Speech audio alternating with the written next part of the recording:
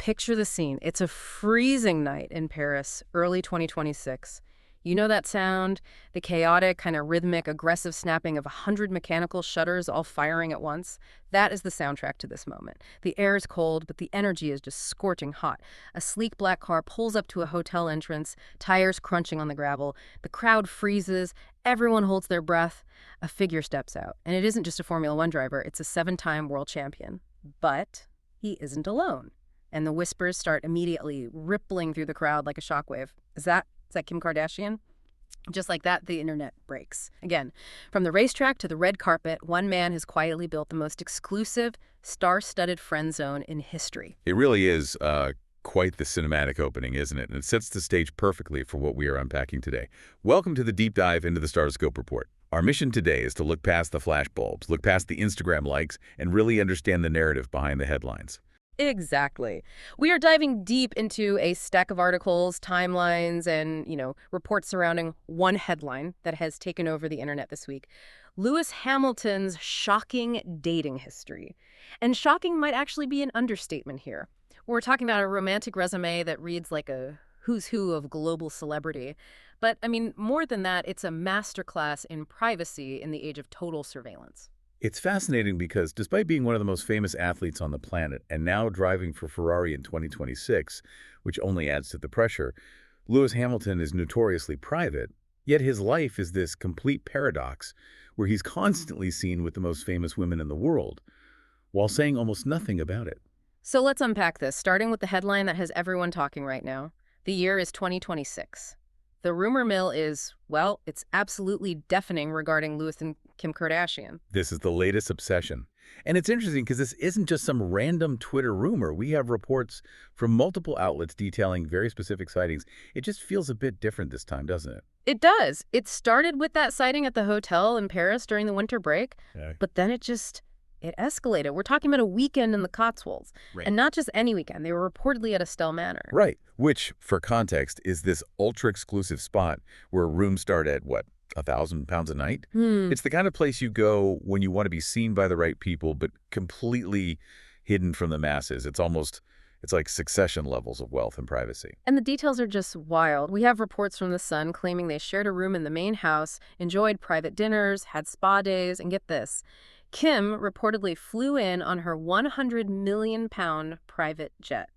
Wait, for how long? For just 24 hours to see him. 24 hours, just for a spa day. That is a significant investment of time and resources for, a casual hangout. You don't fire up the G650 for a quick coffee. It really fuels that speculation about a power couple dynamic. You've got the queen of reality TV and the king of F1. It's almost too perfect of a match, brand-wise. But here's where it gets really interesting. The context matters. They haven't just met.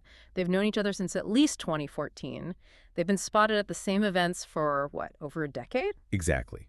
And that is a crucial piece of the puzzle. Is this a new romance, or is it just two old friends who happen to be incredibly famous and wealthy enjoying a spa day because, well, they're the only two people who can understand each other's lives? Despite all the buzz, neither of them has confirmed a thing. It fits his pattern perfectly, doesn't it? Strategic silence. It does. He has professionalized his privacy. But before we had billionaires and private jets, there was a very different Lewis Hamilton. There was the heartbreak that arguably shaped his entire approach to love. You think a weekend in the Cotswolds is intense. Wait until we get to the summer fling involving a Caribbean carnival and a pop queen that Lewis insisted was just a friendship. That's coming up. But first, let's rewind. We need to go back to the beginning. The origin story. Yeah. Because before he was a global brand, before he was Sir Lewis, he was just a young driver trying to make it. We are talking way back, 2002. Lewis is a teenager. He meets a model and TV personality named Danielle Lloyd at a nightclub called 10 Rooms in London. A very different era, 2002. We were talking flip phones and low-rise jeans. Danielle Lloyd later said there was a spark. But they were both young. Their careers took them in different directions. It only lasted about 6 months. But they stayed friends. She even attended the British Grand Prix at Silverstone years later to support him. It wasn't messy. It was normal. Then, from 2003 to 2007, we have the college sweetheart era with Jodie Ama. This was a significant relationship. They met at the Cambridge Arts and Sciences College. And 4 years is a long time when you're that young. Lewis even called her his best friend. This wasn't about fame. It was about connection. But as we know, the racing career is a jealous mistress. It consumed his time. And then, just as he hits the F1 scene in 2007, he has a brief fling with Vivian Burkhart, who is Miss World Granada. They even walk the red carpet at Cannes together. Which was a massive moment. It was his first taste of that international glamour. But really, looking back, all of that was just a prelude to the main event, the relationship that everyone still talks about. Nicole Scherzinger. The Pussycat Doll and the F1 Wunderkind. This was his only major public relationship. And it defined an era of British pop culture. They met at the 2007 MTV EMAs in Munich. And for the next 8 years, it was an absolute roller coaster. It was the definition of on again, off again. It really was. He had these high-profile splits in 2010, 2011, and then 2013. I remember reading reports where Nicole was actually seen crying on the set of The X Factor during one of those splits. It was incredibly public. Their pain became content for the tabloids. And the reasons were always the same, right? Long distance, career pressures. He's traveling to 20 countries a year. She's touring or filming. It's physically impossible to maintain a relationship like that without some immense sacrifice. It's the classic right person, wrong time trope. When they finally broke up for good in 2015, Nicole called it devastating and one of the hardest decisions she ever had to make. And Lewis admitted later that he learned the hard way. He realized he just couldn't balance that level of public romance with the dominance required to win world championships. And that realization is key, because once the Nicole chapter closed, the floodgates opened, but the label girlfriend, it disappeared. Yeah. It was replaced by something much more confusing. If you're loving this trip down memory lane, make sure you're subscribed.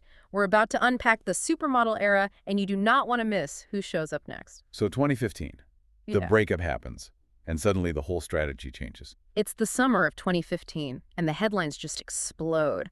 Lewis Hamilton and Rihanna. This was huge. You have the visuals of them in Barbados for the Katie Midday Carnival. Partying on a yacht in the Caribbean, spotted in New York City. They looked incredible together. The chemistry was just jumping off the page. But then comes the denial. Lewis tells E! News, and I'm quoting here, "I've known Rhi for a long time. We've just been friends." The just friends defense. He uses it constantly. And it wasn't just Rihanna. That same year, we start seeing the whole Jenner-Hadid connection. Right. Kendall Jenner was spotted at the Monaco Grand Prix.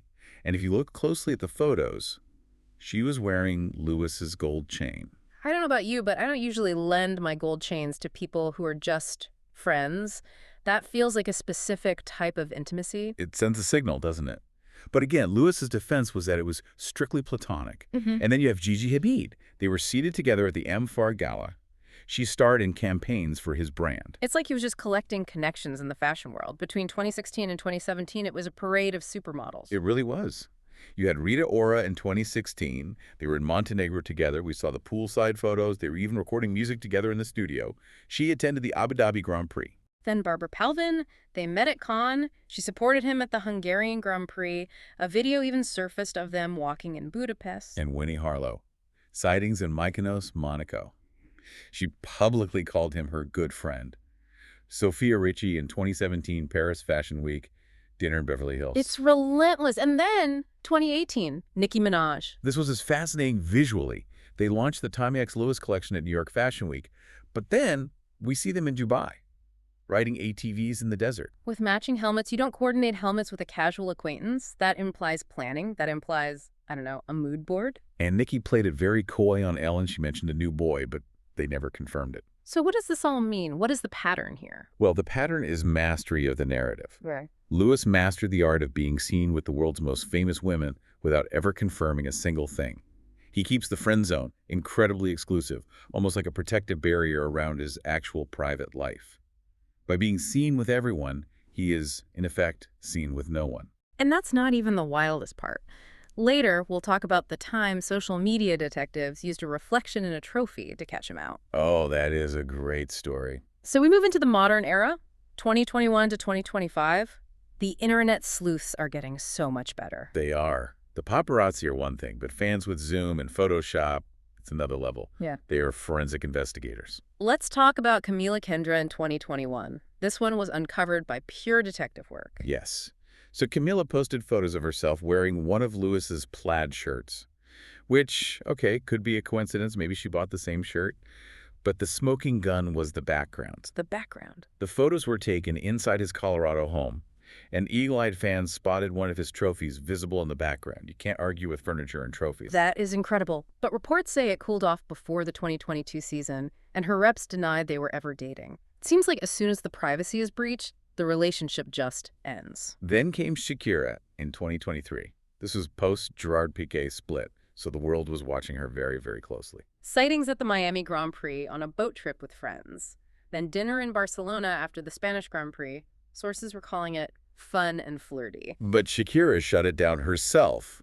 She told Rolling Stone, "What space do I have for a man right now?"